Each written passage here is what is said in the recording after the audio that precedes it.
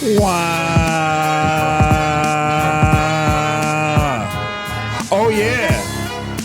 It's that time right now where the real thrive. Ain't no place like this. It's better than Disneyland around here. Episode 59 of The Good Homies. You know who it is. The one and only. Black Rod. To my left. You know who he is. The meanest. Vile. Nastiest one of them all. The Good Homie Phil. What's happening, homies? To his left, I got my favorite country cousin, the one I want to come spend the night and play the Nintendo. Yeah, man. Play the 64. Play the first Gen Sega. A pallet on the floor. Your favorite country cousin too. It's the Good Homie Mario. Look our world. Hey, we back in here like we never left. What it do? Hey, like we always do. Much love to our OG listeners. We love y'all. I'm gonna turn the music off because I want to be important. We love y'all, man. Keep doing what you do. Sub, like, share, please. Like I always do. Sub, like, share. It's easy. And it don't cost nothing.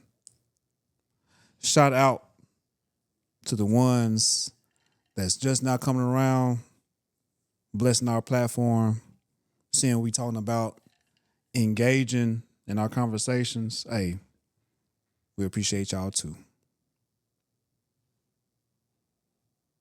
Now that's out the way. Let the ignorance begin. How we doing, fellas? Doing good, man. Tired of shit. Good, though. Yeah, I'm doing good. Feeling good. Feeling good, feeling great. So, me being me, I always, I'm very observant. But this I don't have shit to do with being observant.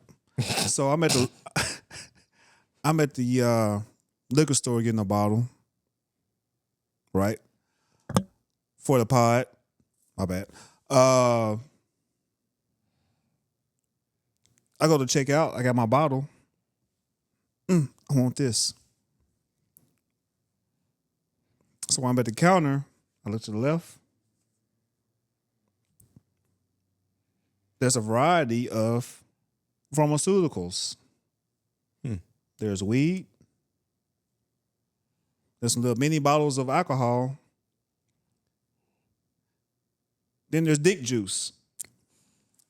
Trying to get me for my dick juice. So, Let it loose. me being who I am, I'm always, I go by the motto, if you stay ready, you don't have to get ready. So I'm in here shopping like I'm at Kroger or Walmart or Piggly Wiggly, whatever's in your neighborhood. Let me get one of them Ridos. Let me get a couple of those honey packs. And I'm good. So that's just a PSA. Anybody pull up, I'm stretching walls. Right on. Trey Songz was the panty dropper. He's the wall He's stretcher. the wall stretcher. stretcher. I'm gonna come out with a business card too with my face on it, like. Yeah, we need to go and get you we need to get your own pill, man. Hey. You need to be able to buy the wall stretcher. That shit wild as hell. Rod, all right, you say you gonna be on that one? The black rod like this. Nah, the selfie got to be more vile than that. They got to be this shot right here. Like, you got to put your meat in it. Matter of fact, like, oh shit, it's a remote. Where's the remote at? I'm past sitting in the remote. It's like you got to mess around and get your shit in the remote for reference, because, you know, women don't know sizes like that, so you got to hold through. You know. But the remote will only be the length. I need something with girth, so I'm going to do this. Nigga. Nigga. Don't do it. Disgusting. A little bit. I'm talking shit, but it made me think of a larger question, right? I don't know if I want to ask y'all boys this, man, but you know. So, for me, I have a stepdad, right? Phil, you also. We know what it is with Mario. Much love. Would you encourage Hear him or out, dog. Hear him out, listen. Would you encourage or buy dick enhancement For your dad or your step? Yeah. You knew where he was going with that? You knew where he was going with that shit? Would you look out for your folks or no? You answer first. No, nigga. I asked the question. You know what, man? I love my mom. I talked to my mom earlier, you know? And damn, like I'm a fucked up person. So my stepdad's birthday is in March, so I might get him a honey pack or two. That's funny. So he can wear my mama out. That's what he said. That's peace. Oh shit, my nephew Montre listen too. Ah shit, so he can wear Mimi out. And then it's funny thing about it, like my mom 4'11", my stepdad 6'5". Go to work. I'm on the side of your town. Work.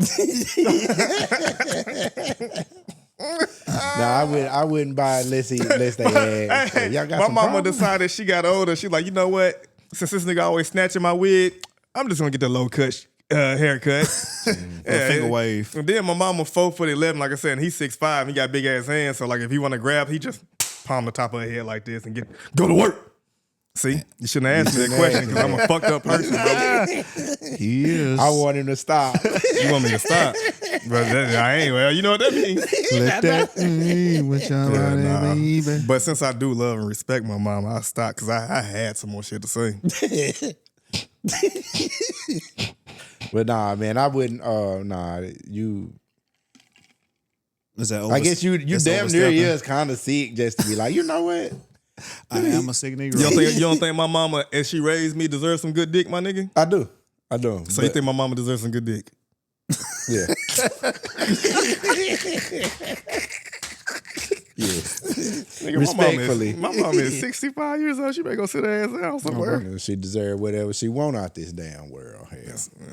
Shit, me being mean and naive. I hope nothing works on anybody's bodies. What's your answer? That He I hope nothing nobody works. works on anybody's body. I met your mom and your stepdad before. Man, shit, in the conversation we was having when your stepdad's whooping my ass some dominoes. He on that shit. I know. Oh yeah, nah, I know he be putting your mama to the mattress. Yes, sir. Yes, All right. sir. And then the next topic. Yeah, nigga go home and visit like, damn, why always gotta fix the bed when I come down here? And they just gave up after a while because the screws of bolts broke from the frame. Now it's just a cinder block under that motherfucker. Like, you know what? Or the shit just sitting on the floor. Inside the frame, just on the floor. And then don't nobody live there with them too, man. That nigga, man, you be sitting on the very couch you sit on when you go down there be the one he be wearing out on. And I mean, I feel the same way. It's the same couch that Mario's sitting on right now. This corner too. There's residue. Come on, girl. Look out this window. Yeah. That residue. That motherfucker say to, there's residue. it's close to the window, so yeah, you can see what's going on. Yeah, we can let the sun shine on us if it's during the day or whatever, or let the moonlight, be the only light that we need as I caress your body. It's like we being outside right now. Damn. The water glisten all over your wall. Plastic sheet next time. So I'm gonna have to bring the plastic sheet from now. No, just don't sit your bare ass on there. You all right? Yeah, you got clothes on. It's just on your clothes. Just make sure your son don't hug you when you go home. Yeah. Daddy, wake up! It's just a little DNA. Nothing much. Nothing crazy. But yeah, sorry for the ignorance, not really, but Oh, Lux done walked in on y'all yet? Nah. Okay. Mind your business, nigga. have you okay. That brings up another question. Have any of your kids ever walked in on you? My kids? Yeah. No. Not for me. It was close call, but no. Okay. Same. Let me ask this question. Have you ever walked in on your folks? I haven't. On your parent? Yeah. Nah, no, not that I can remember. Now, my parents kept it locked door though, so Yeah. You?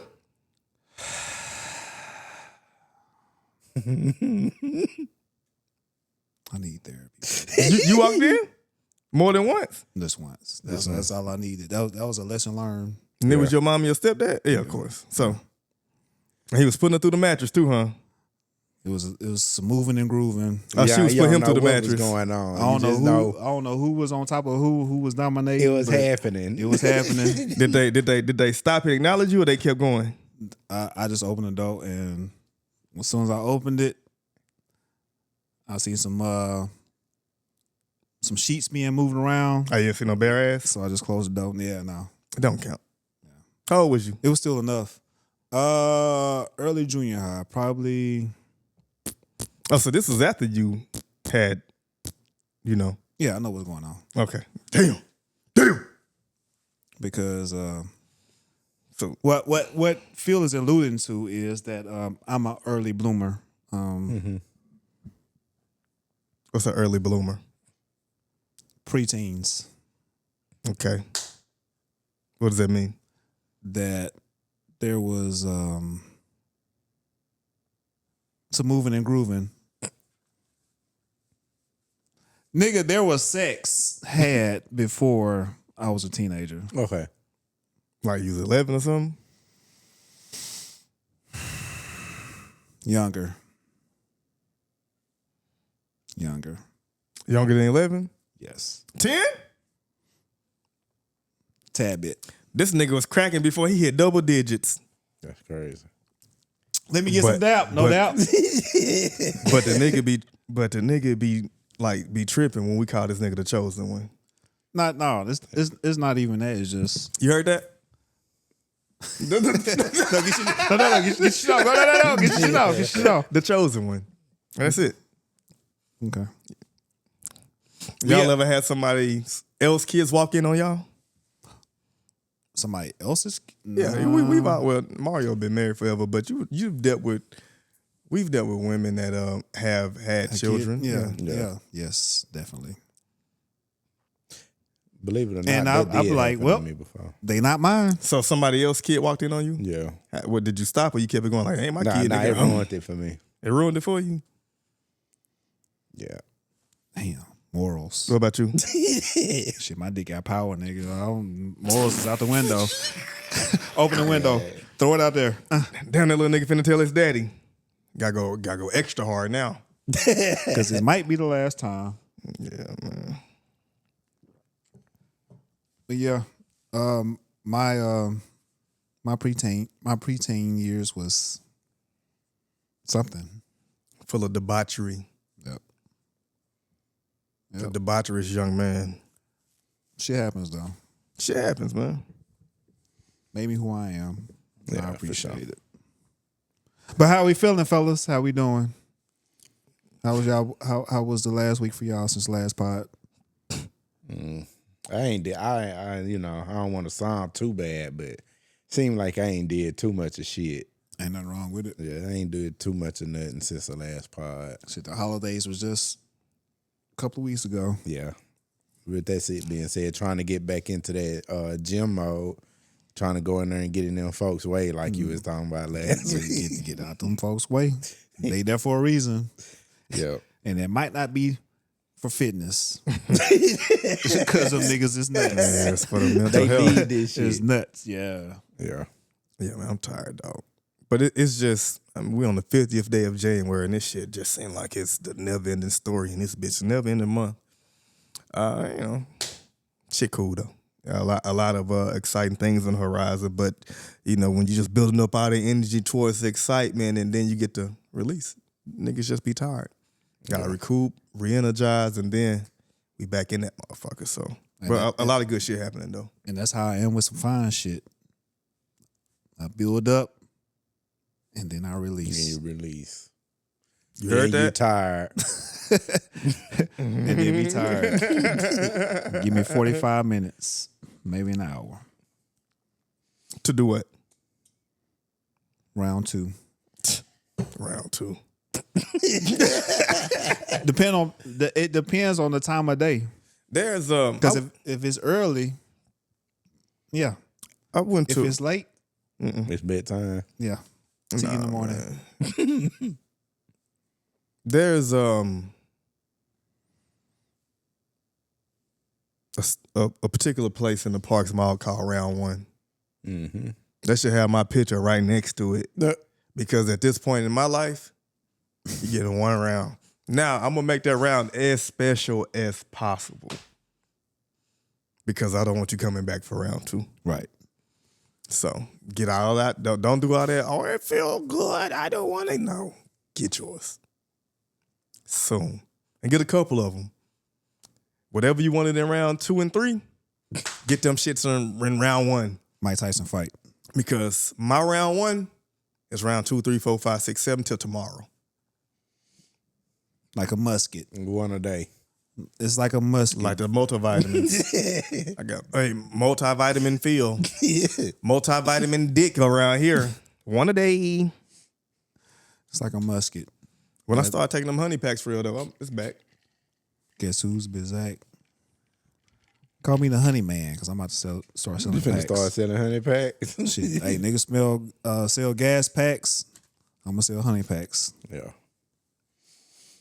Well, this has been a productive conversation. Very.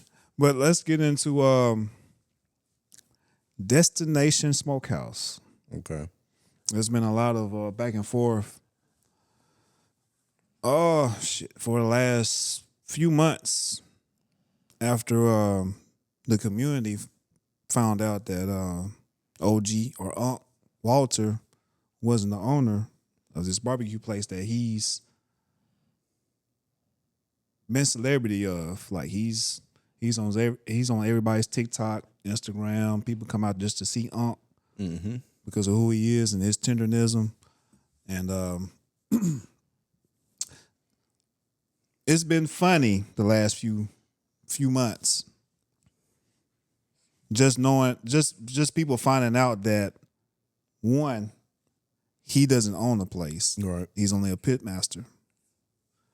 And two, the owner has been moving kind of funny. Yeah.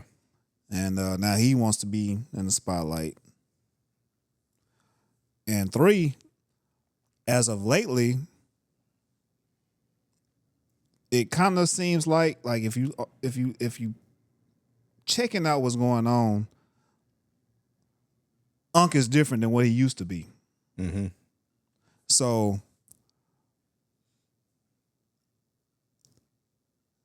what is the thought process behind being an owner and being the person that's in front of a certain thing or a certain company? Yeah. And I would say in their situation or in their situation, it's kind of unique because we really don't know. I feel like we don't know everything. We know he not the owner, but we know that his face, he the face of the franchise, basically. That's how we found out about him, but that's how we found out about the Smokehouse is because of his, his TikToks, or I would even call it commercials, really, or skits of him,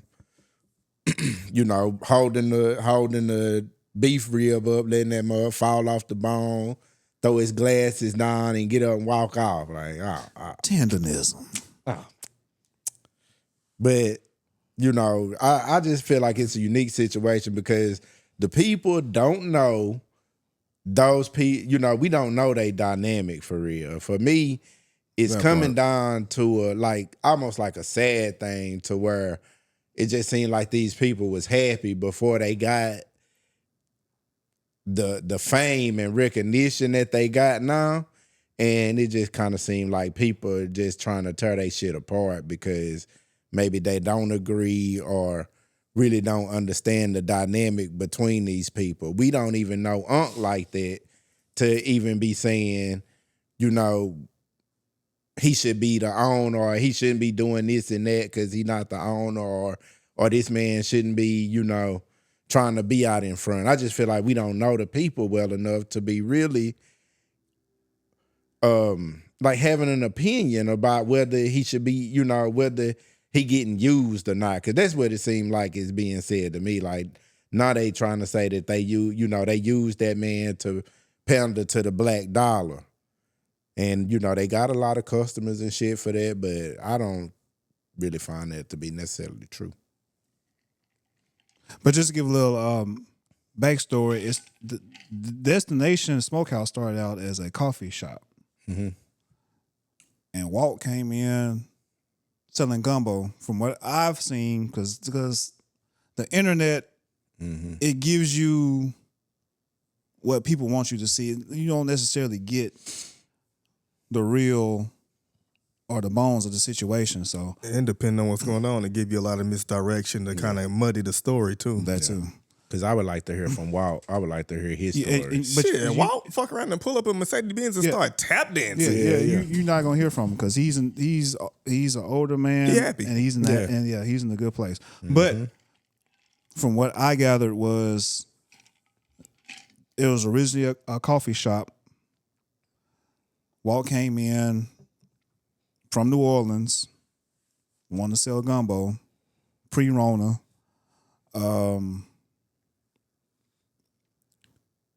Did pretty good with the gumbo. Coffee shop shut down because of the Rona. When they opened back up, now they've expanded to barbecue. Are they still doing coffee too? No, I'm about to say it's the a coffee shop crazy shut ass down. combo. that was Man, a let me wrap. get some brisket and a latte. That was a wrap. That was a wrap. So once it came back for barbecue, Walt was the pit master. They went that way with the whole oxtails and all that, and then it grew from that. It was the Black Diamonds at first, you know. I can remember a time where it was, you know, you had Les Barbecue, which he from Texas. With the With Les oxtail. with the oxtails, he was calling them softball, like candy red softballs. And Walt and Destination, when I first saw them, it wasn't about the beef rib. It was about they oxtail. It was about they smoked oxtail too. And he was calling them Black Diamonds. Black Diamonds. Yeah. So you had seen them before the virality. Yeah, I had seen them before the virality. But when I seen them, I knew, like, damn, this nigga, he cold. He cool as fuck. But, you know, and the shit just grew. So, like I say, when I seen them, it just seemed genuine, and it still seemed genuine all the way up into, like, the Keith Lee shit. When the whole shit happened, I seen people start to be like, oh, he don't own it, which I found that shit to be weird, because who gives a fuck? 90% of you niggas work for somebody anyway. Like, don't talk to me about who own nothing. Right. So, you know, when I seen that, you know, that shit didn't bother me. And but then when it just seemed like it got louder when the Keith Lee shit happened, and they said that, you know, Keith Lee, he went to eat there. He had it, he did his regular review and stuff on the food.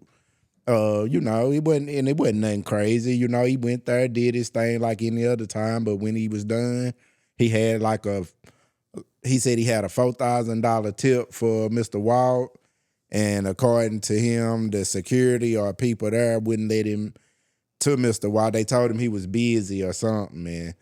You know, he left with the money. You know, he didn't give it to nobody, or nobody took it and said they would give it to him, or none of that. So then that became an issue. That became an issue in like social media and shit, where people was trying to say that, you know, that the guy was using him, and like they didn't want Walt to see see money like he was supposed to, and that the people was using Mr. Walt. That's my gist of what was really going on. But all these people got something to say, but like I say, with any situation, when it deals with things we don't partake or support, the bare minimum you can do is not support that thing anymore. yeah, So you can make all the fucking Facebook, Instagram, whatever posts you want to make, but until we start taking money away, yep. You can take money away, or you can do in the first place.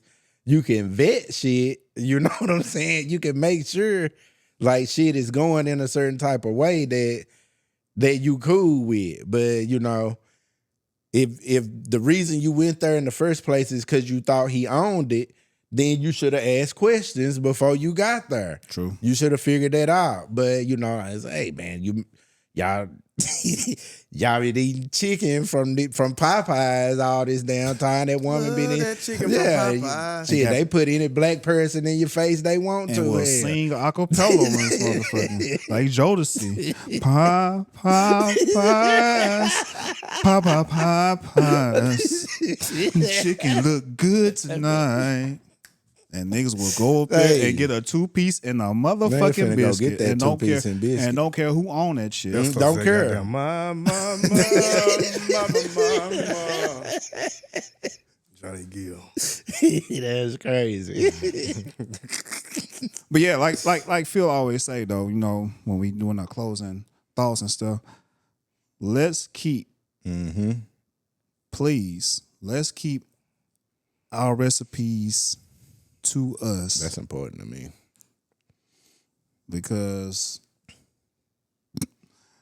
yeah, others was gonna do. Yeah, they gonna make it do what they're gonna make it do what it do. I feel like we had this conversation all the time about why oxtail is so damn high now. And it shouldn't because be that damn high. We should have kept them recipes at home. You know what I'm saying? Obviously that shit was a delicacy for real, but it was only in certain, cultures and communities. And look at us.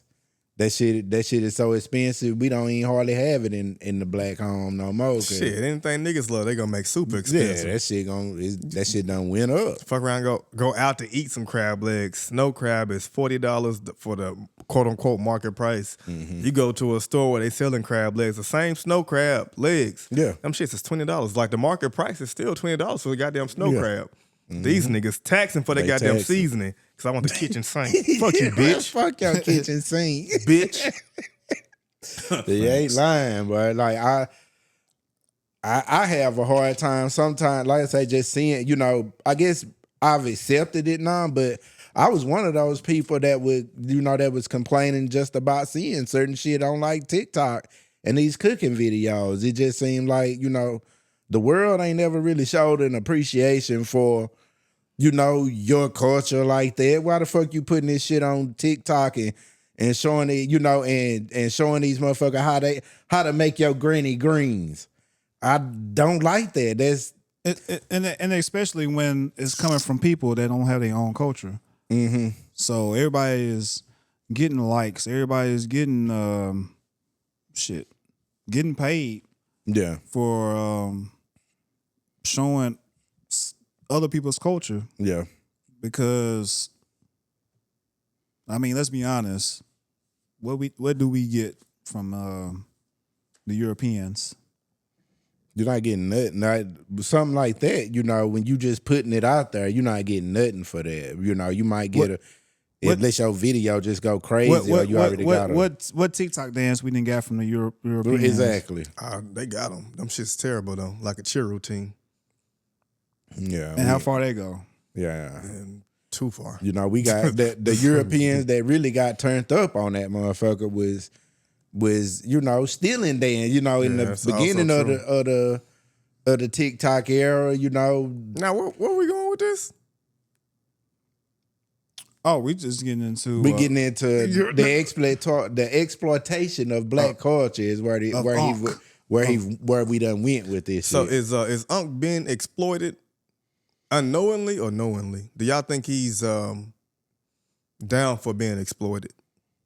Yes. I think Unc don't give a damn. I think he probably came, he probably a black man from, 60s or pre-60s that, whoever, probably been through some shit in his life and probably landed in a good situation up until, people started criticizing here lately. But I think he don't care. How do y'all feel about the owner of the of Destination Smokehouse? Do y'all feel like, so what? Let's say he pays. I mean, I don't know who Benz he pulled up in that last video that I saw, but let's say he pays him handsomely, right? And they have like a really good business partnership. Do y'all feel like whoever the white man is, the owner of the barbecue shop, do y'all think he's foul for what's going on with the internet shit now? Personally, I don't even think the dude foul. I haven't seen nothing. Don't really know enough about him. Yeah, to I don't know nothing to even call it like that so far. And to me, Walt happy, like he done put forth, the effort he did to blow him up. Mm-hmm. It looked like he being compensated. Shit, he looked happy. He pull up in a Benz. He got his lighter in his hand. What if he was borrowing that Benz? What if his homeboy Benz? He like, hey man, pull up in this. Then. Yeah, but we don't know that. We don't know that. I mean, for me, we don't know because he should be paid. Like they making too much money for Unc not to have everything he need in his life. I've been following them for a while, and Unc didn't get that Benz until it was blowback from the first situation about when everybody found out that he wasn't the owner. Mm-hmm. And then when they found out, when the interwebs found out he wasn't the owner. Now it's a problem. Now black people, I hope Unc getting this, I hope Unc getting that. Now he's at the Benz dealership with a white Benz with the bow on top, doing what he do. Yeah, because he is he's basically the PR of the company. Yeah. I prefer to say mascot. They made that nigga get a Benz. Man, that nigga probably ain't want no goddamn Benz. Ain't never gave a damn about. I want a Cadillac. nigga if I gotta get one. Nigga probably had a little single cab car, was happy as shit. But the internet. But I don't know these niggas' lives for real. Yeah, me either. But that's what I hope not happening. Like the internet, I hope the internet is not deteriorating these people's relationship. But what's a kick in the face is on MLK Day, they made a couple of posts. This nigga pulls up in a white Benz with a white polo on, talking about this ain't what the day we should be all getting along. Yeah. And that was some old school shit to me though. That was funny. It ain't never occurred to y'all that this nigga might be Steven? He very well possibly. And then it occurred to me. That's why I say he happy. Yeah, so he could very well be that. Yeah, he could be happy. He could not give a damn. And what he getting is what he cool with. Like you say, he never gave a damn about a Benz in the first place. Very well possible. And he don't care nothing about that. So I was gonna do a little shimmy, but no. But yeah, this nigga tripped himself out in his own mind. This hey, whatever the case may be, shouts out to everybody that's involved. But like Mario was getting to, we don't really know the ins and outs of what's going on.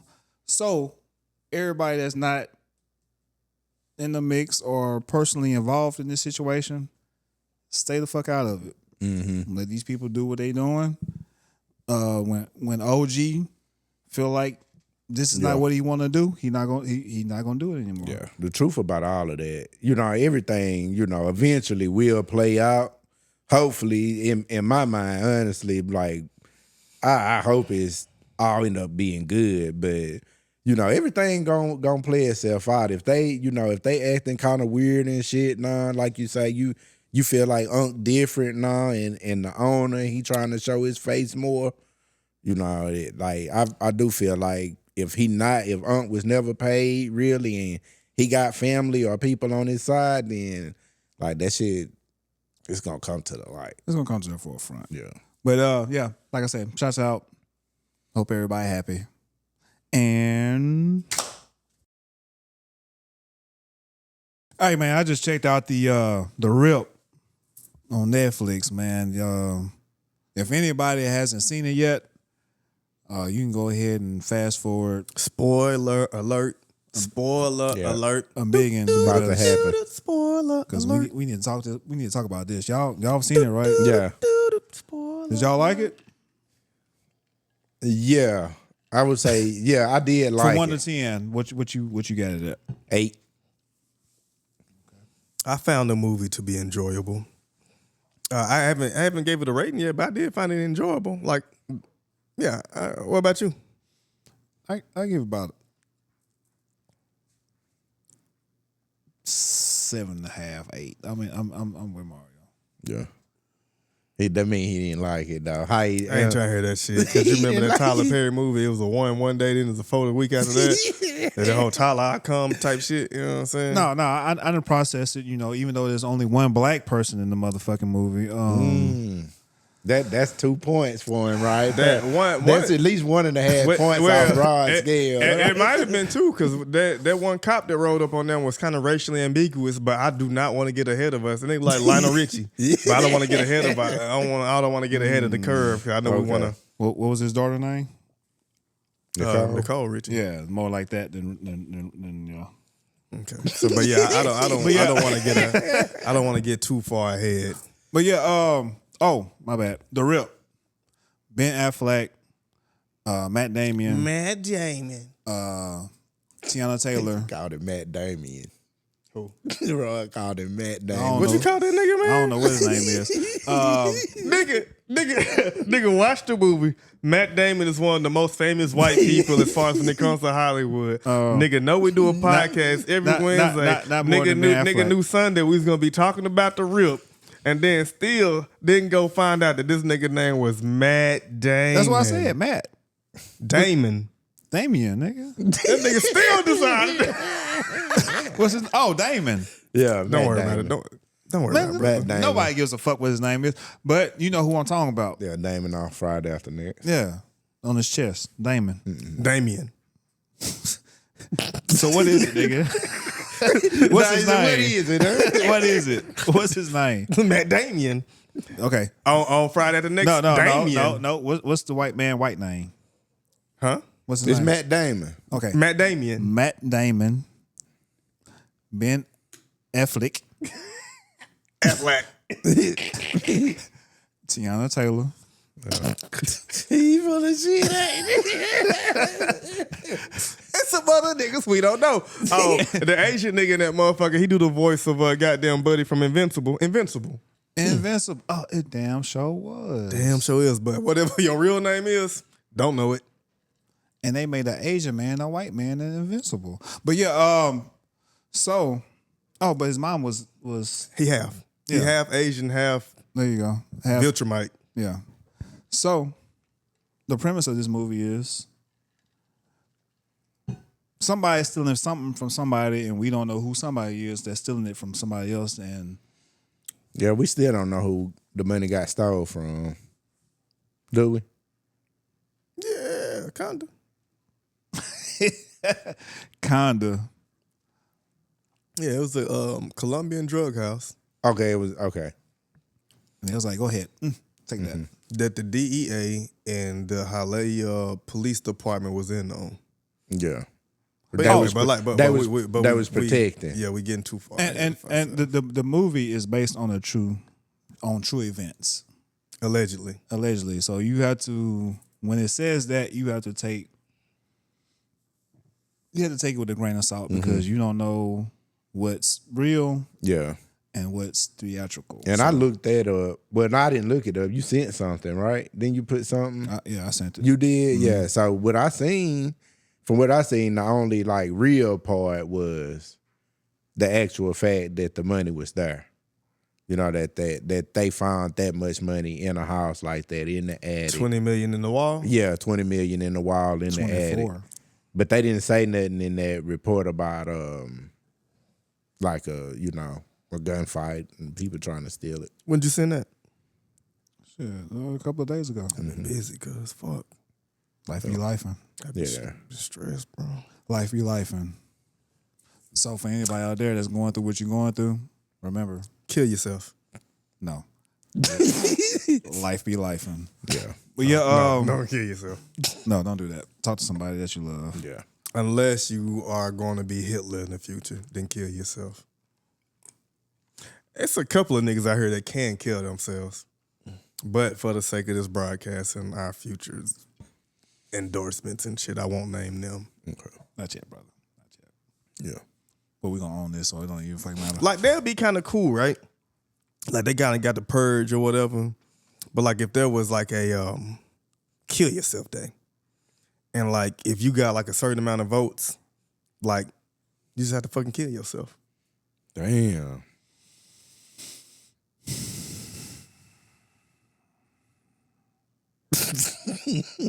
I'm sorry, the rip.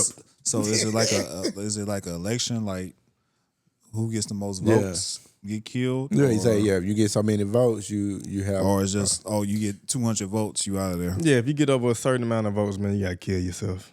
You ain't no good for the world. Yeah, like they'll mess around and say whatever your offense is, and if you get enough votes, nigga, then you.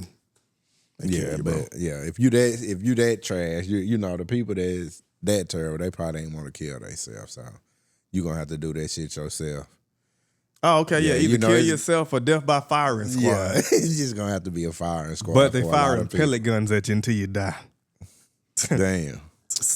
Depends on your belief, because if you adhere to religious beliefs, it's gonna be the latter. Pellet guns and BBs and stones. No, but think about it. Think about it. Imagine, firing squad by with today's technology, 223s get you out of here quick, right? But imagine having to sit there blindfolded and just getting hit by airsoft pistols until you die. That'd be the slow death some of you niggas deserve. Facts. It's like getting stabbed with a butter knife. The rip. The rip. So,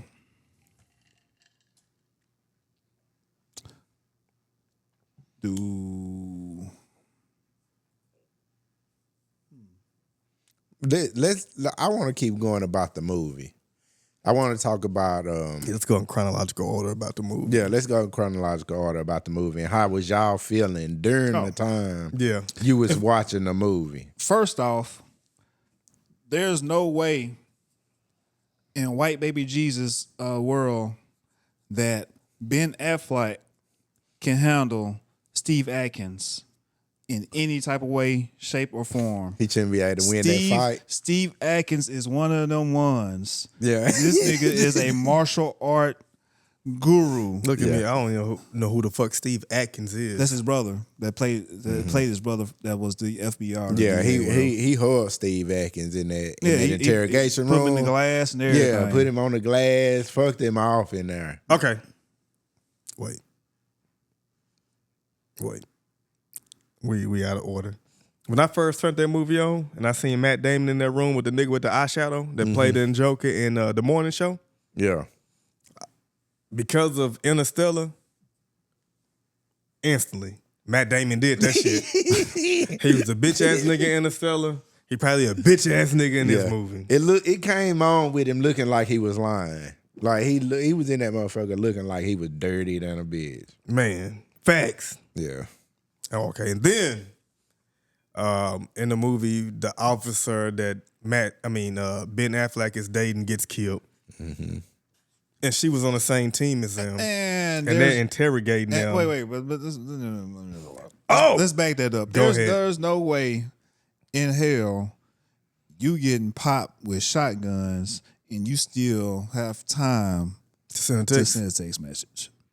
Like, there's no fucking way. I noticed in the movie, right, where the two shooters were on the side of the car or whatever, or behind the car, and they came and shot her. Then it shows them running away. Mm-hmm.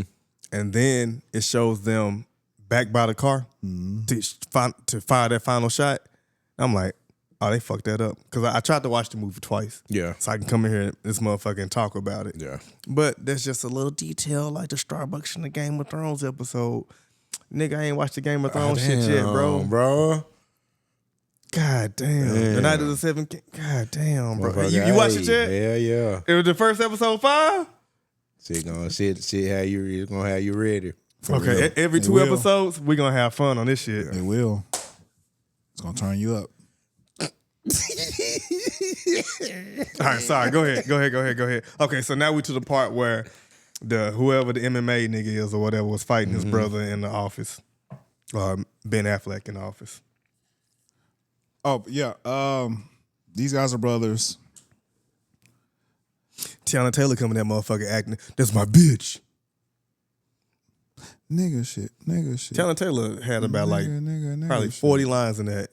Yeah, she ain't have to do much. Just count this money. Yep.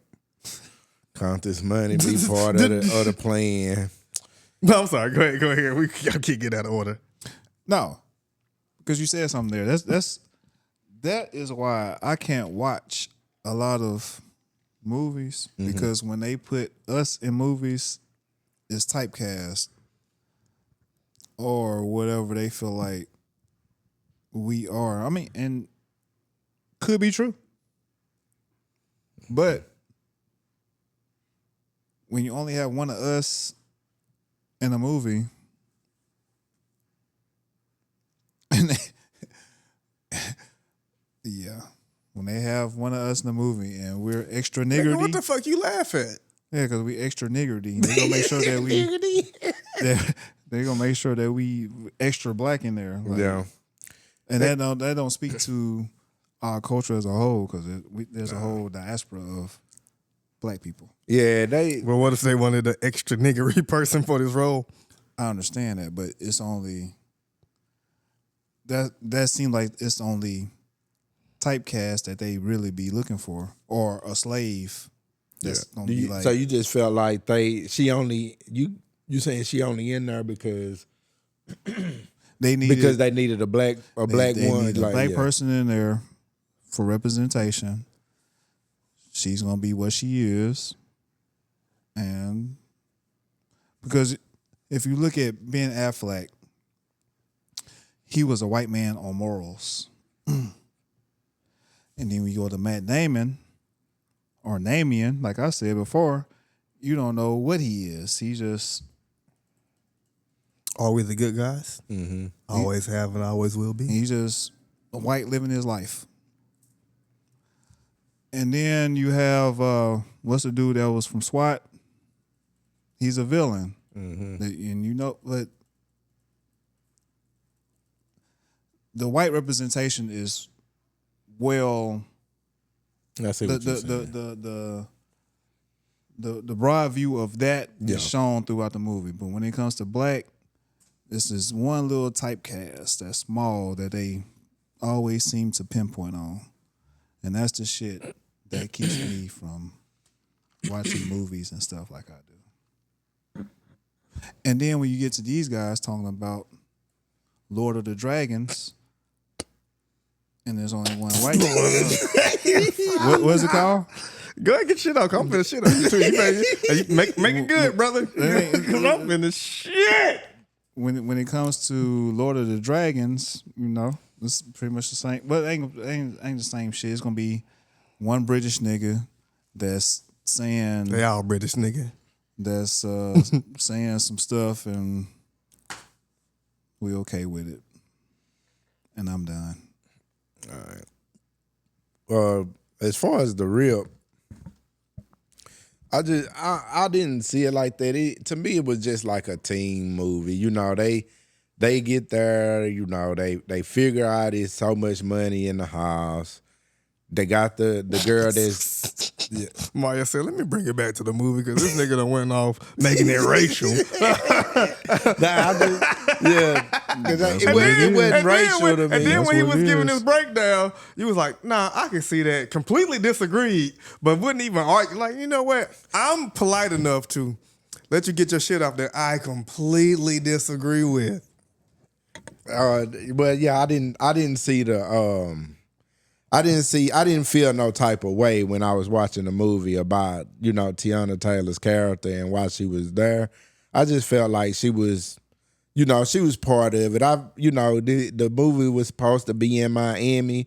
So, yeah, it's going to have to damn near be a cornucopia of niggas, so to speak. And they just, fuck that. And then it's in Miami, but they had one Hispanic person on the team that anytime she spoke Spanish, it sounded like me, nigga. Like, nigga, I don't speak Spanish. It's like, bitch, I be around Hispanics.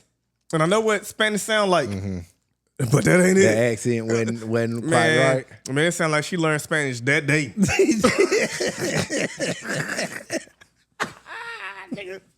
Yeah, nah.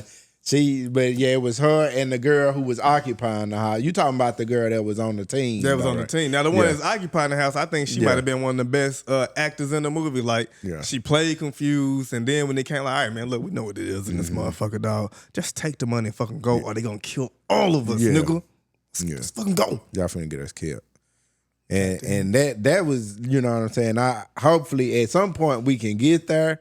But that's my main thing about the movie. The part I don't like about the movie is they took all that fucking money to the damn. They did the right precinct. thing. Yeah, they did the right thing, bitch, nigga. Cause like, man, doc, I'm gonna jump ahead. Fuck it. Yeah. When I see these niggas sitting on the beach watching the sunrise, we live to see another sunrise. I'm like, okay, I waited until the ending credits. Bro, I promise to God, I swear to God, me and my girl watching this movie, I fast forward through the credits like it's a Marvel movie to see if they took some money. No, that these was bullshit niggas did their job right the entire way with $20 million. Yeah. And that's why it's an 8. I enjoyed the movie Couldn't have been all the way up until I found out. Matter of fact, nobody took $1. A couple of days ago was my grandmother's, my granny's birthday, who passed in 2009. But she got this phrase I love hearing her say. And it's funny, I was telling my girl earlier today that I want to incorporate this shit on the podcast and say this shit anytime I don't agree with something. All right, y'all ready for it? Just hear it. Like, her and my mom, like, they used to do shit. They used to talk and gossip about some shit. And if somebody was doing some shit that, like, she wasn't fucking with, I used to hear my granny say she'd been in that passenger seat while my mom was driving. Me, my brother, my cousin in the back seat. Shit, not I. I'm leaving with something. Yes, sir. Give me a bucket. Shit. I need at least one of these buckets. I don't need a bucket. Just whatever I can put in my hand. A pack. I just need a pack. Both of these hands. All these. That's, you know what? I did have the movie highly rated until we started breaking it down now, because I did enjoy that bitch, and I could not figure out who was crooked until it came time to figure out who was crooked. That was the best part of it. That was my favorite thing about the movie. But now, because nobody took nothing, man, it went from a goddamn 8 to me to about 5, but it was still entertaining. Yeah. I don't know what the fuck Glover was talking about. Nigga trying to pod about the goddamn movie. No one about to talk about the movie in the group chat. No, Daniel. Daniel. Yeah, man. I couldn't I couldn't get down with the fact that nobody took nothing. But Matt Damon in the movie, he played it smooth, to find out, like, because, at first we thought he was dirty because he hit her with the, hey, I'm trying to, take some of this. His son died at 10 years old from cancer. What I did like about the movie, though, was it was good cops versus bad cops. Yeah. It wasn't good cops versus bad guys. Yeah. It was good cops versus bad cops. Yeah. And that shit seemed pretty cool to me. It wasn't like a misrepresentation of no minority group. Oh, it's a bunch of Haitians over here with drug houses, blah, blah, blah, blah, blah. No, nigga. It was this group of paid professionals versus this group of paid professionals. And I fuck with that. Good. That was a good something we don't see often.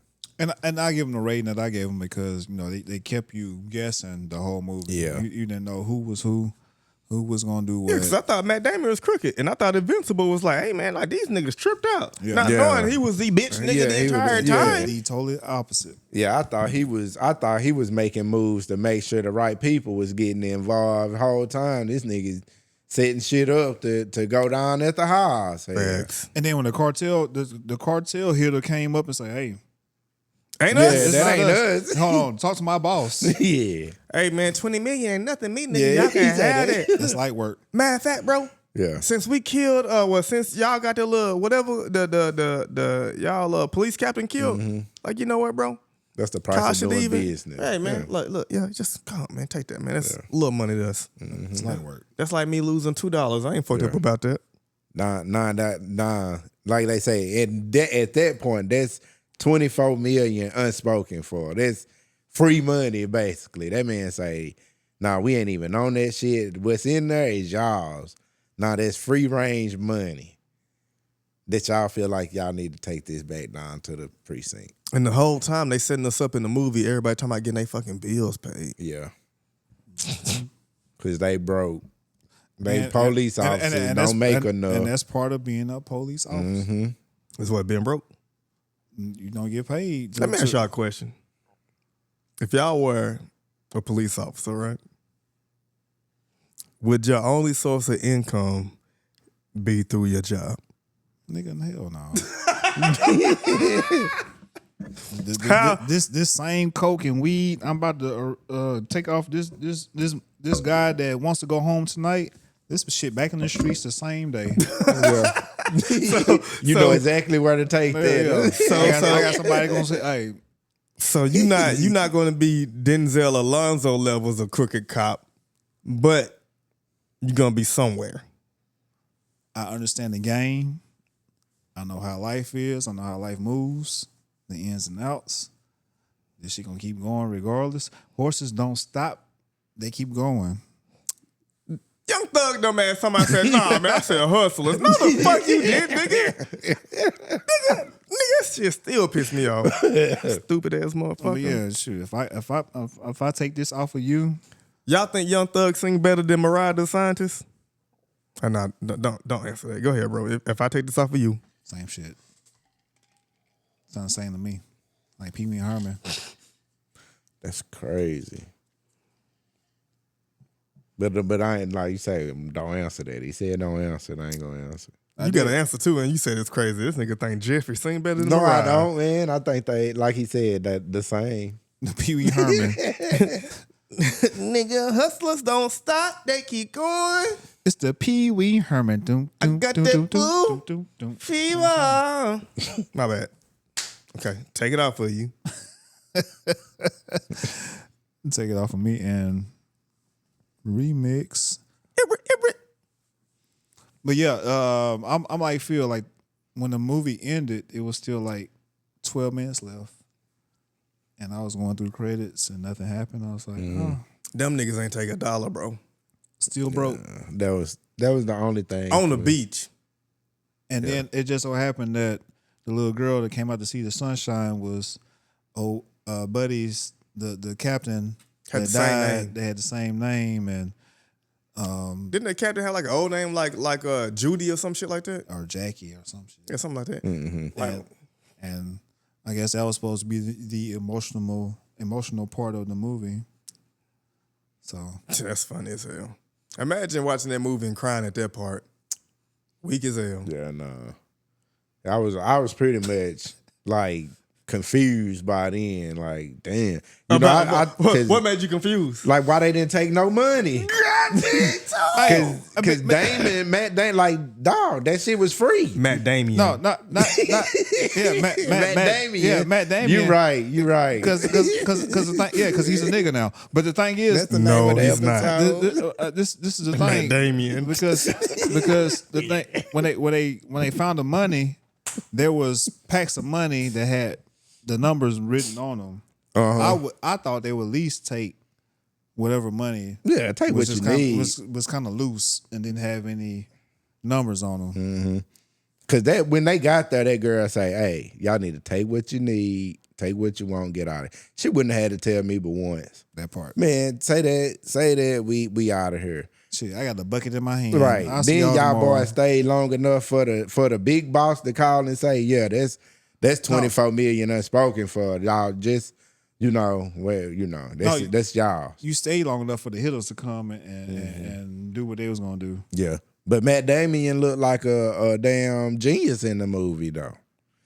You know what I'm saying? By the end of it, like how he set that shit up and really put it together, him and Affleck, they was on their shit. But he definitely set the girl. He read the girl, and he put a plan in place to tell everybody different numbers. I don't believe that shit. And hey, because I even noticed that during the movie, like, hold on, he told her 75. But that's what made me think the nigga was crooked. Yeah, I was thinking because I know that shit didn't come out on that hotline, nigga. Yeah. You're looking at the goddamn phone, it's like, nigga, what's up? This nigga scamming niggas. Yeah. But it's like you said, when they tied it in together, it's like, when I heard the 150. Yeah. This nigga knew what he was doing. Damn. So, yeah. And break. Hey, the other day I came across this very interesting TikTok video. And would you like to hear it? Play it. Here it goes. We now have information on the app that ICE uses to determine which neighborhoods to raid. It's called Elite, and in a testimony obtained by 404 Media, it's been revealed that it looks like Google Maps with pins for all the potential deportation targets. And interestingly, the targets include confidence scores, scores that indicate how likely they are to be at a potential location. ICE agents then drive to a location that's target rich and knock out waves of arrests. Now, Palantir is the company that is officially behind this technology. In case you didn't know, Palantir was tasked by the Trump administration to create a master database on every single person in the US, citizens and non-citizens alike. All of us officially have scores around how likely we are to be a potential threat. In the land of the free, every move, our social media behavior, and our location are all being monitored. In case you're unfamiliar with the rest of Palantir's work, they're actually the ones responsible for testing out their kill technology and perfecting it on civilians in Palestine. Their main product is an AI platform designed to identify and eliminate potential future threats. That's that disgusting. Technology is now right here Minority at home Report. on the streets in the US. I'm the founder of Interval, a news platform where we are highlighting the stories that are being suppressed or outright censored. Traditional news outlets and social media companies are failing us. They're owned by a select few who are controlling the narrative. If you're interested in the mission, All right, enough of your promo, nigga. What do you niggas think about that shit? Sound like Minority Report, or some shit like that, huh? Yeah, it does, but what are we gonna do about it? It's a bigger question. The even bigger question than that, what can we do about it? Yeah. What can we do about that shit? It feels like there has been a groundwork laid already to where, I guess not to go back too far because of my age, but at least if we take it from the events of September 11th and the overreach that government secured to protect our borders from terrorist attacks, it's the same things that they can turn around and have the, I guess the bills or legislations for it to use this technology against American citizens. So it's already infrastructure for them to use it against their own citizens. Yeah, September 11th. Mm-hmm. And then things that happened after that. Damn. And that's what it sounds like, really, though, is like he said, it you know, he didn't say just for, you know, Palantir been taking, you know, they documenting every citizen. They documenting everybody in the U.S. Yeah. They looking at your likes, they looking at your searches. What we say on this broadcast. Yep. Shit we say here in this room. What you lean that to. doesn't make it to the broadcast. Mm-hmm. And they got us in a chokehold. But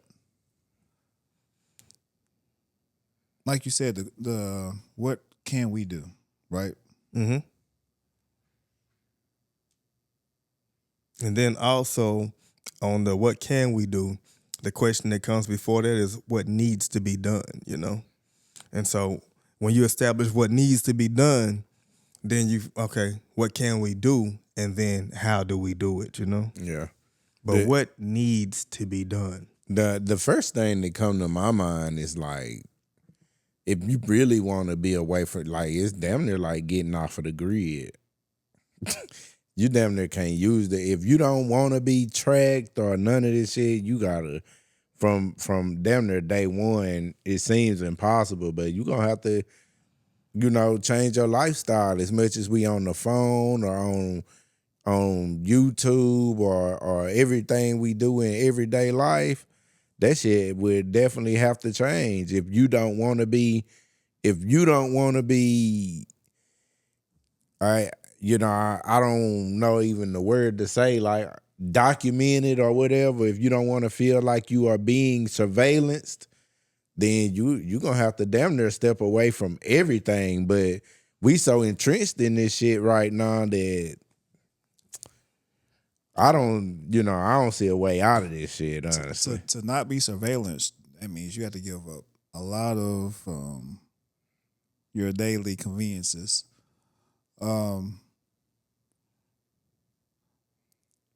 I think we just gotta rebel.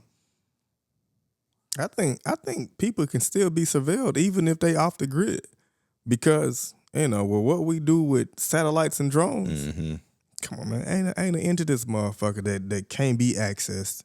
Like, now, I think you would have to try extremely hard, to stay off the grid. Because even if you don't have a digital footprint, like if your parents, indoor grandparents wasn't on that, like it's gonna be kind of tough. Yeah. No, it's definitely tough. But you were saying something about rebel. No, especially if you got this and you download apps. Excuse me.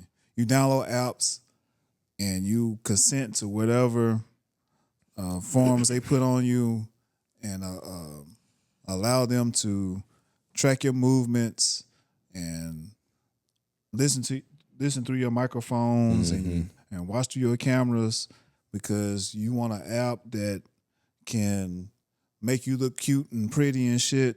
It is what it is. Yep. But I think, we need to definitely rebel. It's just like, what does that rebellion look like to you? If we can't get it done through, voting, shit, it looks like January 6th, but in reverse.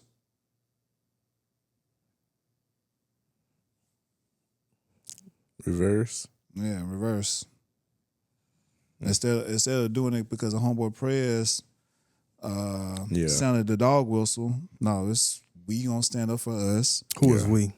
The people that don't abide by the same rhetoric and bullshit that Homeboy Prez. It should be a lot pushing. of the American people, really. It should be a big chunk of the American people. And it's a lot of us, but with who owns the media platforms, it's gonna be dampened, it's gonna be silenced, and whatever these people want to push out, they're gonna push it out. Yeah. So and I guess that's part of it though. Is, to me, it looks like right now it's kind of getting away from a lot of social media stuff. So, if you're not promoting a business or whatever, but I say I go to X or whatever, and a lot of the stuff I see on there, maybe it's stuff from both lanes, but a lot of stuff I see on X right now and social media as a whole and just media as a whole is in favor of the administration, right?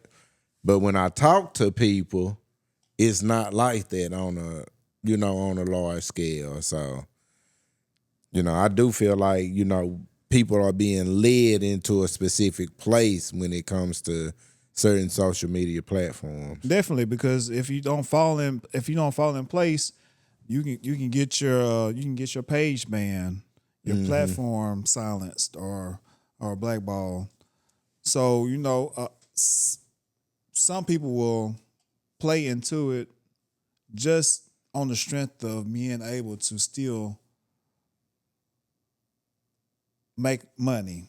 And it's time out for that, because if you're willing to do it for a few dollars and this guy's willing to do it for a few dollars, you guys are doing what you want to do and getting to where you want to get, but as far as people as a whole, we all suffering.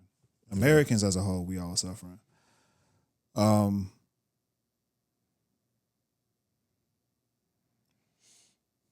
There should be no reason why anybody agrees with Buddy in anything. Yeah. But with Especially this app too. but with the following he has, and everybody wants to be in alignment with him, because if you align with Homeboy Prayers, you are more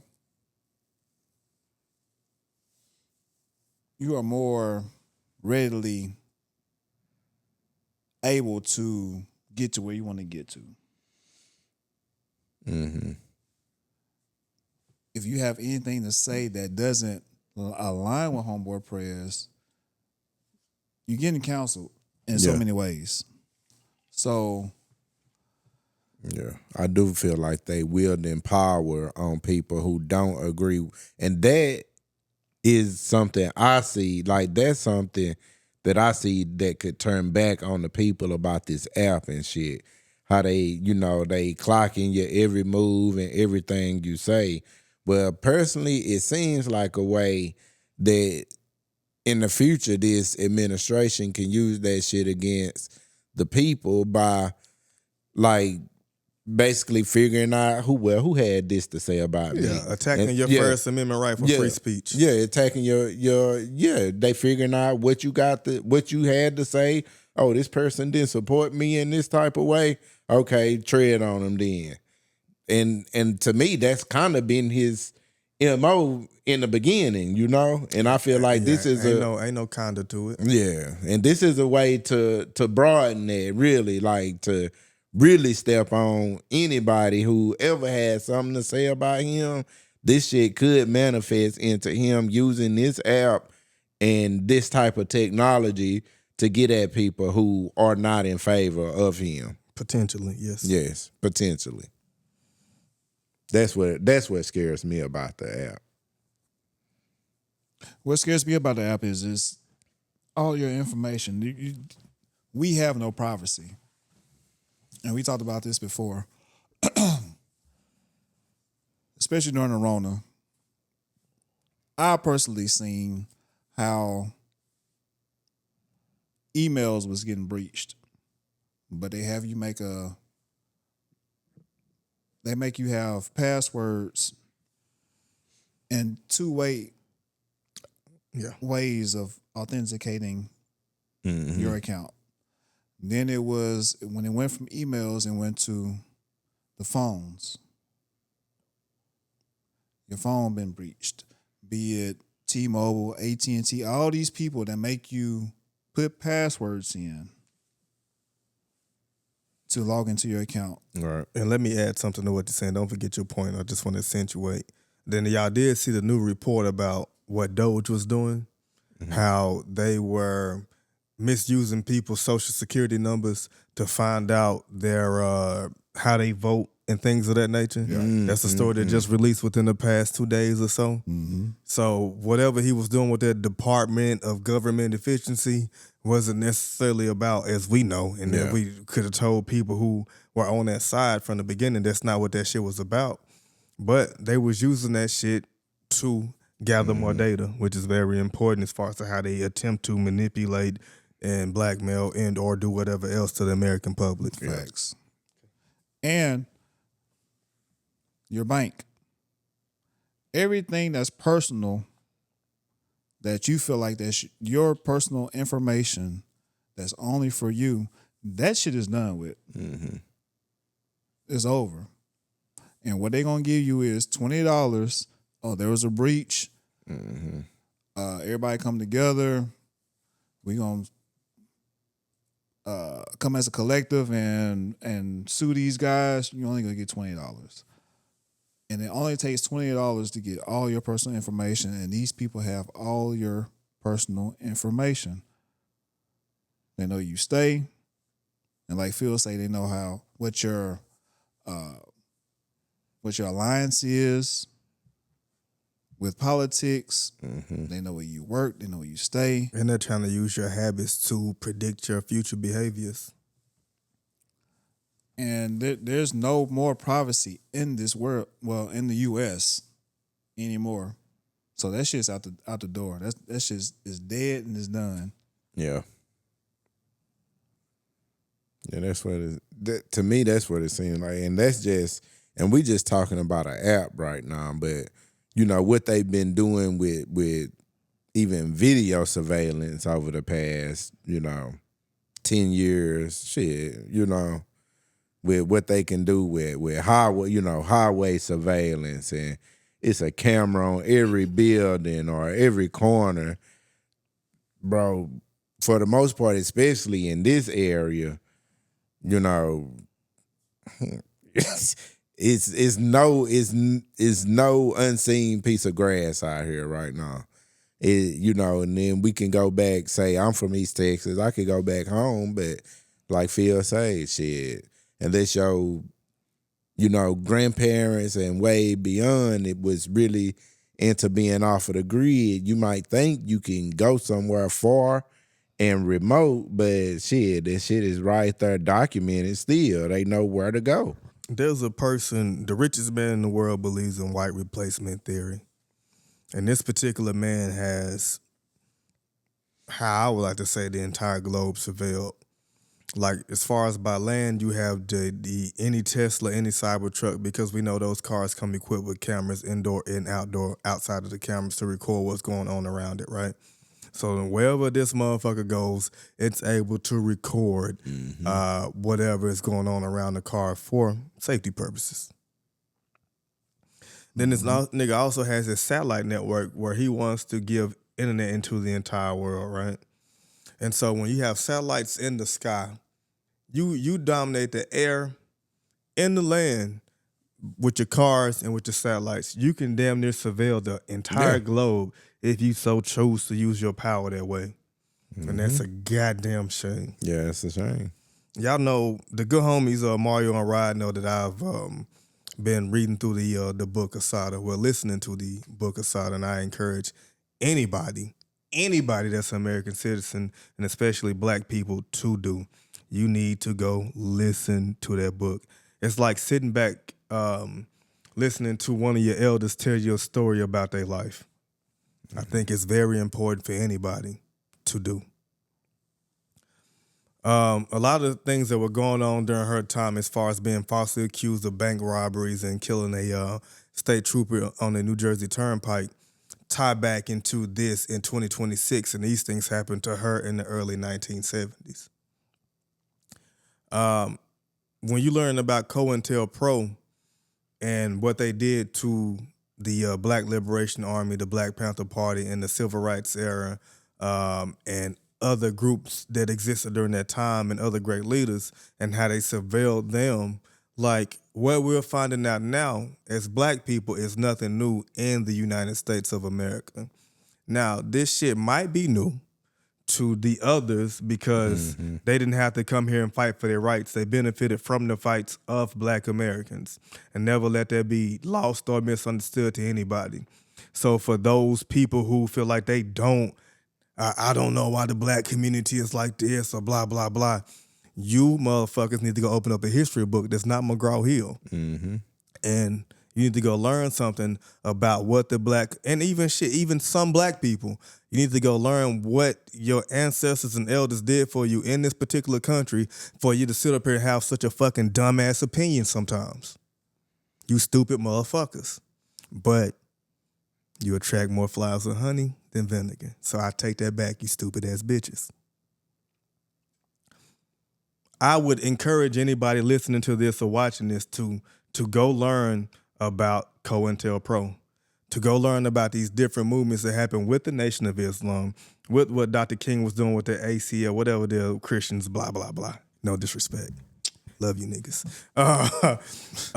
With the Panthers, with the Black Liberation Army, and then understand. Spoiler alert, it was always a government agency there to fuck it up. Learning what their fight was, and then the government agency that was fucking it up. Because we have to understand, like, if you don't know your history, you're doomed to repeat it. Mm-hmm. So what can we do strategically that we learn from our ancestors and elders? So what they didn't have the complete luxury of was seeing somebody go before them that blazed this path. So we have trailblazers and we have a clear path to go. We have books and history to study, and we have the chance to, when we get to that fork in the road, go this way or that way, to which can be the right or the wrong way. But we have to be well studied and strategic in the way that we go about it. So if it did not work for them because the government is too powerful, we have to find a different path to go. That's the hard part, because in our emotions, we feel like, hey, let's just do whatever. Mm-hmm. But we way smarter than that. How do we go about impacting the change without causing casualties to our community? Because they show you every day, they'll give you their ass a kiss. We saw the situation with the young lady Renee Good, who was killed in how he called her, what he called her, a dumb fucking bitch after he shot her in the face. Yeah. When she didn't threaten his life. Mm-hmm. What is somebody supposed to do with that? Right. So what do we do when they have the military and the numbers? How do we strategically handle this properly? How? Hold on. Go ahead. I didn't get a chance to go through this all the way. I'm not finna do this. Nah, hell nah. Fuck. All right. I'm gonna do this the best that I can, because I've been learning about some stuff, and there's a parallel for me when I look at it. So hopefully this can be an education to all of you. So the other day, me, the good homie Mario, the good homie Rod, and the good homie Dro was sitting around talking, right? And I was telling them about this TikTok video that I seen about like things that you would not believe that was true, that was absolutely fucking true. And so I came across this dancing plague of 1518 that happened in Strasbourg or some shit like that, right? Somewhere over there with the Europeans. with them, right? But in this particular situation, I believe it was in July of that particular year, in this particular place, where there was like a dancing hysteria, as we'll call it, where people just were dancing uncontrollably and could not fucking stop. In 1518. Mm-hmm. They could not fucking stop dancing. Some danced till they passed out. Some danced till they died. And the reason that we know this is true, because it's recorded in several different records. It's from hospital records, from history records from that particular area. It's a known thing. Now, this shit sound crazy as hell to me, because the first time I heard about this shit was just the other day, thanks to TikTok, before Oracle fully takes it over and today. Yeah. Mm-hmm. So that mass hysteria, I'm sorry, not mass hysteria. That mass psychosis reminds me of what white nationalism is today in the United States of America. So whenever you get this MAGA hive, along with this white nationalism, along with this evangelical Christian hive that we have in this country, it reminds me of that 1518 dancing plague. Like, there's absolutely nothing that they can do about it, right? So I went and did a little bit more research as far as, okay, what was going on around that time that would even impact these particular people to feel this way. So Catholicism previously had ruled the day. The year before, in 1517, that's when Martin Luther went and put his 95, or was it 95 or 99, 95 thesis on the door of the Catholic Church. Mm-hmm. And that's how, like, okay, Christianity had their split from being Catholic or Protestant. Mm-hmm. Either you're Catholic or you fall under the Protestant umbrella, right? Okay. And when Catholic, they got their own umbrella too, like Roman Catholic, Irish Catholic, whatever the fuck else Catholic, right? So if you had, in that particular space, always thought of God, the Virgin Mary, or whatever in a particular way. And then you have Martin Luther coming like, hey, my nigga, I've been in my Bible too. Nigga, these are 95 things, my thesis I found that like do not necessarily vibe with what y'all kicking. Right. And during that time where knowledge and education isn't as freely accessible as picking up your phone and looking at that mug, and that word goes around, and everything that you knew about life is not flipped upside down. That's what I see now with people who are in the MAGA hive, MAGA cult, white nationalists, evangelical Christians. There's a group of people here, and not all white people, but there's a group of white people that I'm talking about currently who believes that the sun rises and sets on them, that believes that they are God-chosen people, and that feels like that this is their country and only their country. Because they are having their identity challenge, just like those people in the year of 1518 were having their identity challenge because of the political pressures that was going on at that time, and then also having their beliefs challenged. They went into some type of mass psychosis that they could not stop. And that is exactly how I see MAGA hive in some type of mass psychosis, because the shit that's going on now is not proper. The shit that he told y'all that he was going to do for this country and what he's actually doing is not what's going on now. And you motherfuckers still stay right there in that pocket like it's A-OK. And it's not. And for those of you who are not with the mass psychosis, then you just a follower. There's a term I learned back when I was taking, like we all took when we went to college, intro psychology, right? And one of the first things they teach you about is mob mentality. And it's like, okay, you might not necessarily believe what's going on, but the mob is there. And you easily influenced, so you just rolling with the goddamn mob because you can't think for your fucking self. So anyway, I digress, and back to the point. Yeah. There has to be a place to where we, free the genius within ourselves and recognize the genius in others, to where we can come and work together to make this place better for all people and not just some people. And to piggyback off of the mass psychosis point you're making, I want to say that it seems like the trigger for the mass psychosis is racism. Yeah, because they believe that the sun rises and sets on them. Like we always say, it was something about that nigga taking office and the peak of that Black Lives Matter movement that had their white identity challenge. Now, to be fair, I'm not talking about all white people. Yeah, definitely. But there is a group of white people out there who felt like the sun was supposed to rise and set on them. And he made them feel like that, and he gave them promises. Yes. And he haven't delivered on those promises. Yes. But at the same time, every time he do something, they keep figuring out a way to still ride with the bullshit that is going on. Absolutely. And, like you say, the mass psychosis, or the main thing is that, it's like hate in a way. You know what I'm saying? It seems like they can all like, okay, we didn't get this, but we can all huddle up and reconvene on this hate we got for everybody that it don't look like us and the sun don't supposed to shine on like that. I would challenge you to replace the word hate with fear. It's not, for a lot of them, it's not even hatred. For a lot of them, it's fear. Because if we are not the controlling group, imagine what they will do to us. Yeah. Maybe they will do to us what we did to them. Brother Malcolm. Come on, man. Yeah. Sleepless nights. Yeah, man.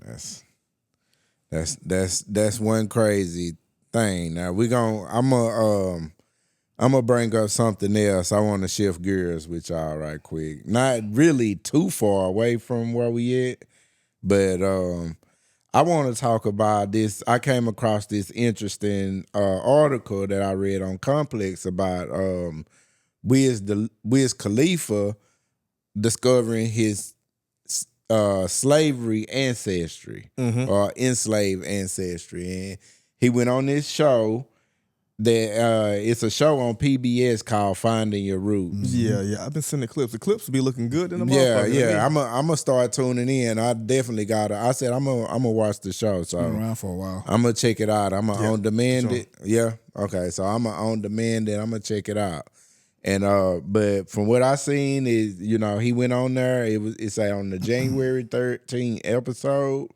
The host, Henry Louis Gates, detailed the discovery of Wiz's fifth great grandfather. I'm not gonna say his name.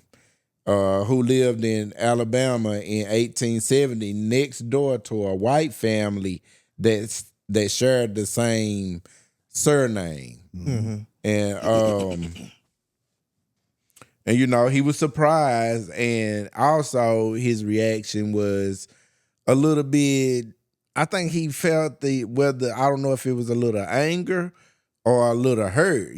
Just realizing we all know for real, but when that shit is really tracked down for you, and you can really understand like what it was.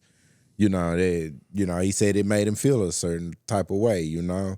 And even before I can even finish this, it makes me go back to even the surveillance conversation we was having a while ago. You know what I'm saying? That's the part of surveillance that even as black people, they don't want to show us our whole history, but in a way we still can't escape their surveillance and their documentation of us, but still they act like they can't really pinpoint this shit. But They not okay. They were never the same people that killed MLK, the same people that killed Malcolm and all the other leaders. They're not gonna let us know that we are original to this land. mm-hmm. So when it comes to DNA testing, it's a slippery slope, and I don't like it because the thing is, when it comes to your DNA markers, they're gonna test it against something foreign, Africa. Yeah. But what they don't do is, and they had the technology, they had the information, they can test your DNA against fossils and remains that they found here tens of thousands of years ago, but you're not going to get that. They can test. So basically, they can test shit from pre-slavery. They can test shit from Thousands of years before that. Yeah, okay. Thousands of years before slavery, they should be able to test shit to say whether somebody is native to this land or not. Yes. But they're not going to do that. Okay. What they're going to do is they're going to tell you from this part of Africa, this part of Africa, which is possible. In part Yeah. is true. Yeah. But what they're not going to tell you is that you are indigenous to this land, because if they tell you you are indigenous to this land, then you have a namesake in what's going on, and that's owed to you, and they're not going to give you that. Yeah. How would you say that after manifest destiny that it's still owed? What is the belief in that? Because like, okay, being indigenous to this land, okay, here first, right? Came up here, born here, whatever, right? Right. But if they came and had their tactics of war and takeover, Yeah. That's how I feel about it. Like that shit is taken. Like it's not old because like they took that shit already for real. Right. It's taken, but that don't mean it's necessarily yours. This is not your birthright. So once you get into the birthright and what is truly yours and what's truly not, everything that's here that's based in American law is maritime law, which is the law of the sea. That is basically giving authority over land, which don't make any sense at all. Right. But That was but that's one of that's one of the biggest tricks they played on the indigenous people or the Native Americans is the Native Americans' belief that you can't own no fucking land. Like, you know, this shit is gonna be here way after you and was here way before you. So, you know, that's kind of part of how they took this shit is, you know, the Native Americans believe that, you know, like, what the fuck are you talking about? You can't even own this in the first place, you know? Which makes sense to me. But it also goes into how we think as a people. Like, we're not savages. But those who came in will want you to think that we're savages because they've taken the land. And, of course, it's going to be a better look for them to say, hey, well, there was this, there was that. We should be able to take this land from them. Yeah. That's the savages talk goes before they even came here and started bringing slaves to the United States too, though. That shit started in I believe Portugal or Spain, as far as where they believe or theorize that we even started having a race-based society. I believe it was either the Spaniards or the Portuguese who started taking or slaves from Northern Africa and had a propaganda going that they were less than, and that's why they were able to be slaves, and you shouldn't feel, excuse me, bad about it. And then that particular belief from either Spain or Portugal in that particular area of the country spread throughout the world, and then that was the precursor to the slave trade that we're talking about, and also being indigenous. So, but it was, I can't remember the guy's name, but I know I've looked at it within the past year. And what I was looking at, they were saying the concept of race didn't come about until there was a king and a popular propagandist who made it seem like Africans were savages. And that was before, you know, even America was, well, not necessarily thought of or discovered, because that would have been it would have been around, it was before, 'cause I think that was in the early 14th century. And then, of course, Columbus finding, this was in like 92 or 1492. So, but don't quote me on that. This is not a well-researched pod. So, but, you know. So fuck you, Dro. But that, you know, and but even with the, you know, the article or whatever I read and him figuring, you know, finding out, you know, that he, you know, he does have slavery ancestry. It also had said that his I believe one of his grandparents had made the Great Migration up north from the South. So it might have been like Alabama, or it might have been South Carolina, I believe they said that you know, eventually his you know, bloodline ended up in South Carolina. Then they migrated up north to Pennsylvania in like the 50s. I think it was 55 or something like that. And that's how his family ended up being there. You know, that's basically how he got to Pittsburgh. Industrial Revolution. Yeah. Let me ask Rod a question. I think this is a good question to ask. Are you how do you feel about the slave narrative in your Black heritage? I don't like it because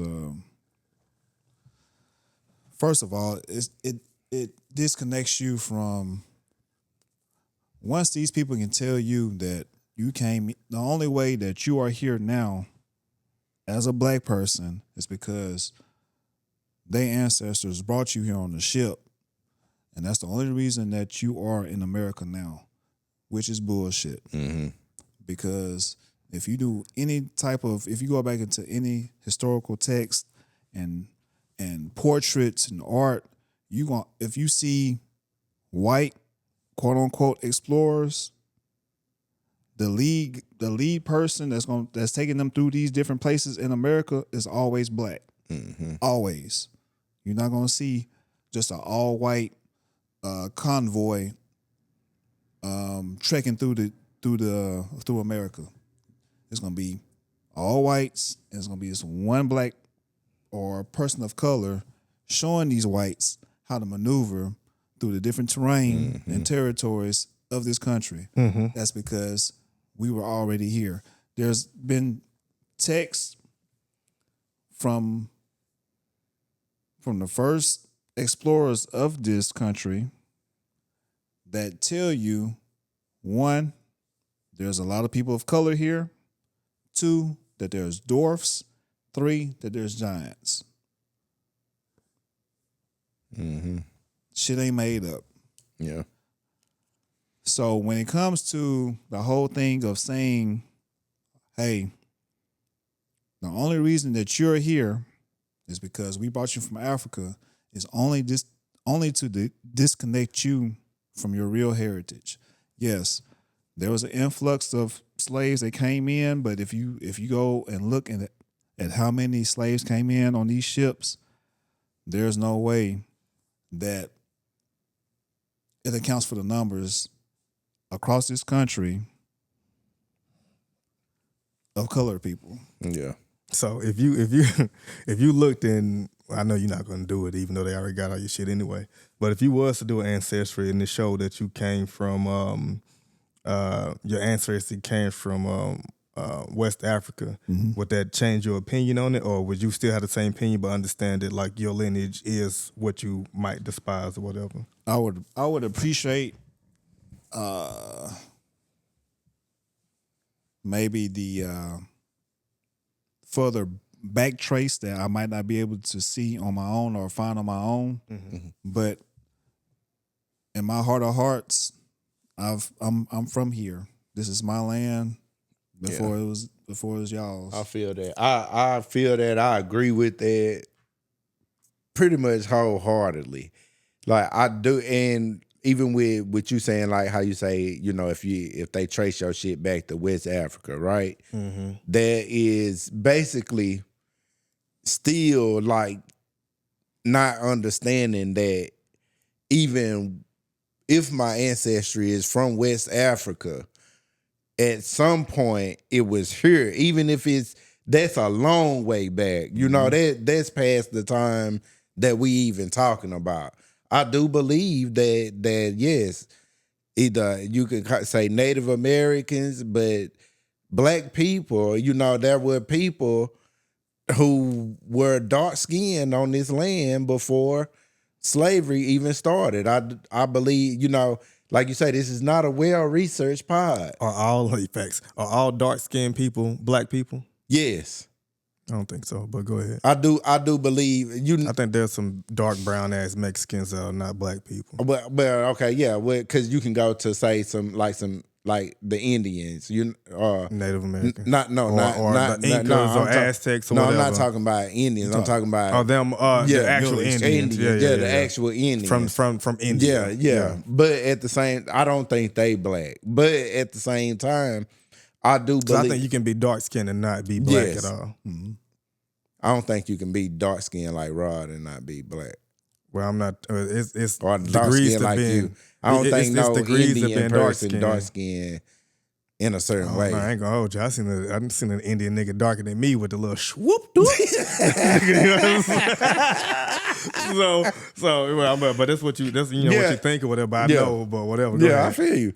So, but yeah, for the most part, I do believe like it's something about us as black people that were here before slavery and even parts of slavery. You know, like I say, this is not a well-documented pod, but there are, you know, supposedly journals of Christopher Columbus when he made it and him saying that, or he might have been wrong or he might have been right from what he was seeing, but he thought the Africans knew a way to the West. Yeah. Because when he got here, he seen Africans. Yeah, some people, I even heard some folks say he saw dark-skinned people with fucking gold, like gold in their mouth and jewels and shit when he showed up. You know, so like, yeah, I do believe that they came here.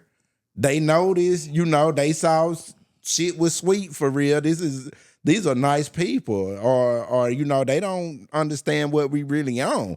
They don't understand manifest destiny. So they get here and they took the shit and they enslaved the people of this land, and then they brought people from a place that they thought looked like these people and mixed them together and took all this shit. And now, yeah, you from slavery, you from, wherever we went and Right. got you, because your blood and all this shit is, you done been breeded, mixed with some of everything in the world. But I do, like I said, I do believe that, yes, we were in some form or fashion, we were here. Parts of your DNA, that shit was already here before slavery, long before slavery. And then they came and, in my opinion, put their trick on the world. And that's how they trying to make us think that, yeah, we all came from Africa. At the time, they say we came from Africa. Do they consider Native Americans to be Asiatic? They do. And they would have came over from the Bering Strait? Yeah. Is it possible that there was some white people that came over on the Bering Strait as well? Possibly. I would say so. So is it But possible but- in this country that it could have been a Hell yes. Hell yeah. But then you start A mix, some of anybody. You saying it could have been some of anybody? Some of anybody. If there Hell was yeah. a land bridge that can get you from over there to here, the Bering Strait that we learned in school.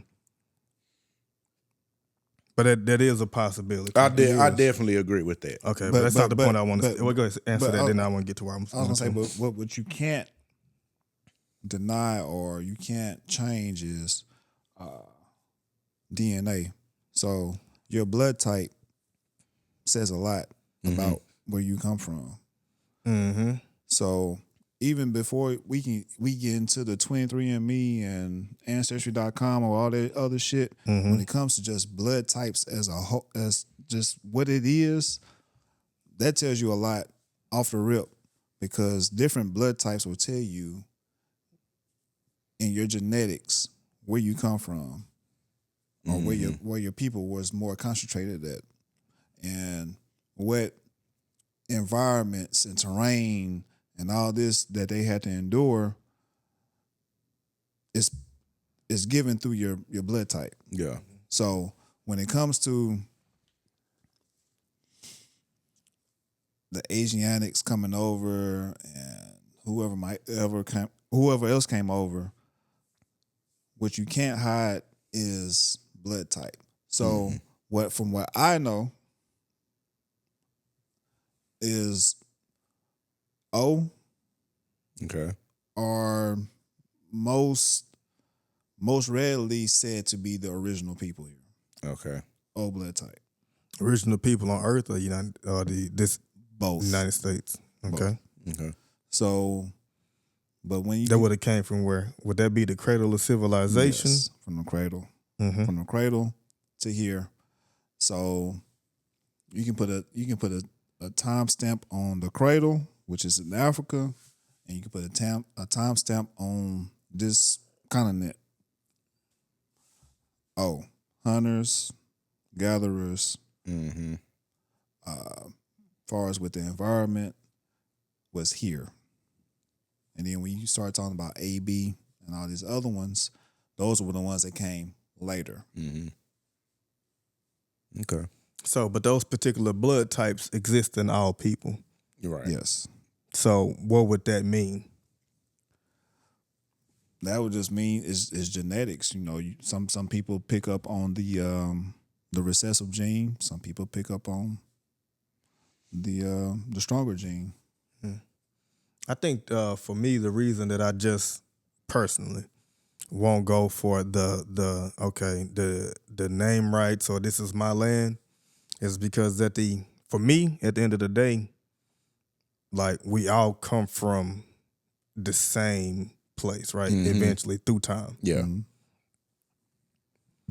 And the fighting over the space of the land when we're all coming from the cradle of civilization one way or the other is, I guess I don't necessarily reject it because, I haven't even done any research or studying of it. Mm-hmm. But I don't know. It's just, it feels like when we get to the my, we sound like them to me. I feel that. And for me, it's like a unspoken struggle for power when I listen to it sometimes. Because it's like, okay, now it's me and my group that's supposed to have this, but you and your group tried to trick us and make us feel like whatever. Instead of saying like, hey, how can we find a way for our groups to live in peace and harmony and your group be successful and my group be successful? That will never be, because personally, when it comes to us as a people of color, we just have a different temperament. Like, do you feel like call it what it is? We just not savages like that. do you Some feel people like are. people who lack color are savages? Not all, but they do have the temperament for it. Do you feel like people who are of color do not have the temperament to be savages? It's good and bad and everything. So if there's good and bad in everything, Mm-hmm. But how do you feel comfortable pointing out that, okay, they are, or are you saying that they're just more prone to it than? they're more prone to Okay, it. okay. They're more prone to it. And that's where you stand and where you believe on it. Mm-hmm. Okay. Because even at the end of the day, even though we know how fucked up they are,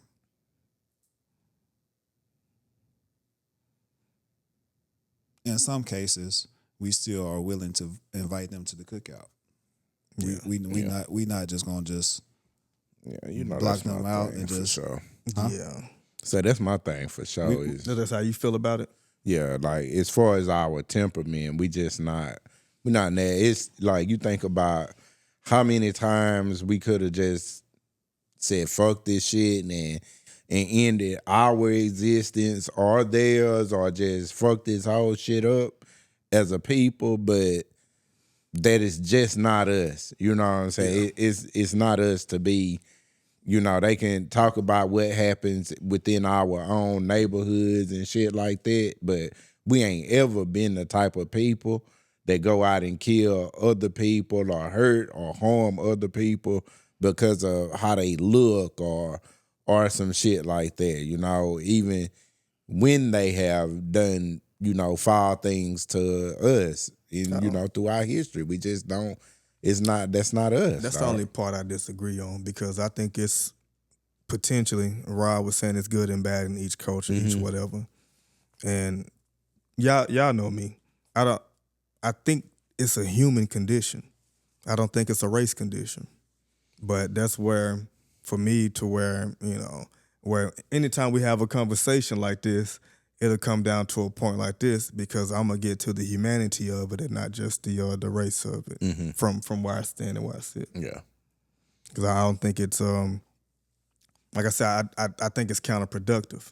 It's kind of like for back, let's say when Jerry Jones was outside of their schools, like they felt a certain way about all black people and didn't know shit about all black people. And then when we sit here and we say stuff like that, it's like, okay, we feel a way about white people, but we don't know all white people. Yeah, that's true. But I will say that we do have we've been around the block. Like, let's be for real. We probably been around the block a little more than Jerry have. 16-year-old Jerry was at that time. We seen much more. And probably because of that day, though, that very day that we saw in that picture, we have got to experience more with the other side than he ever did, I'd say, and that's how we know, though. I'd say it's a damn shame what imperialism, colonialism in America has done to the minds of people of color around the world. Because for some people who are at the top, for their hunger and thirst for power, they made entire groups look like they were barbarian and savages on either side, when we'll get in here and we'll talk about it's a trick to divide us, and we will keep pushing rhetoric that will divide us.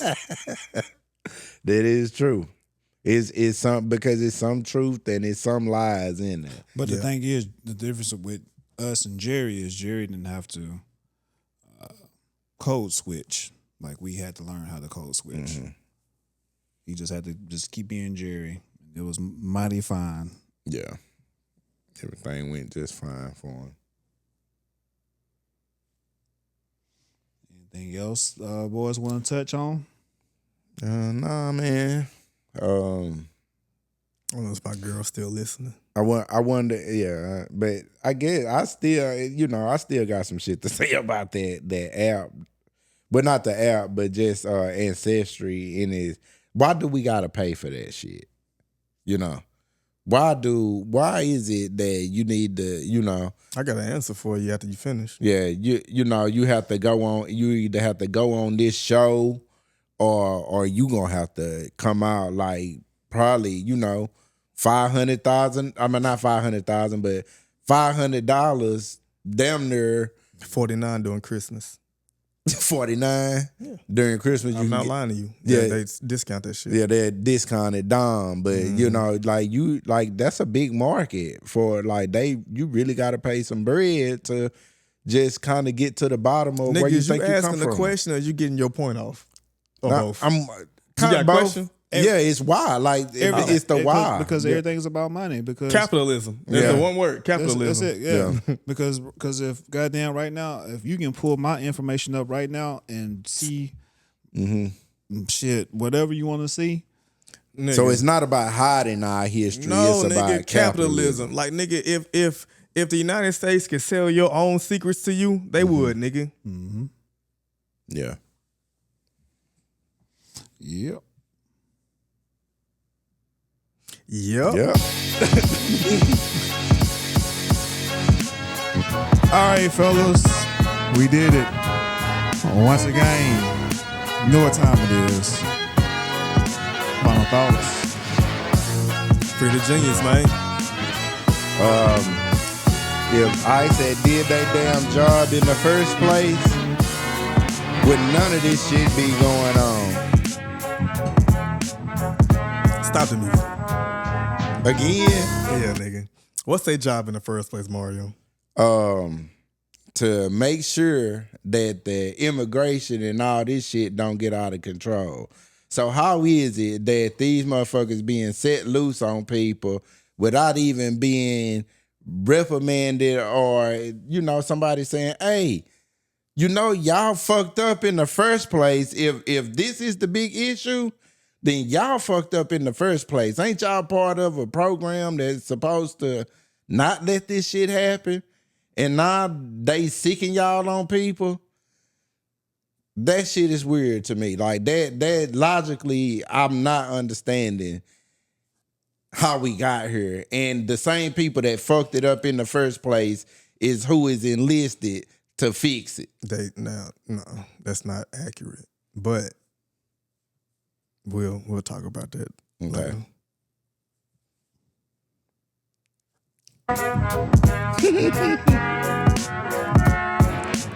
You know what it is with me? Nah,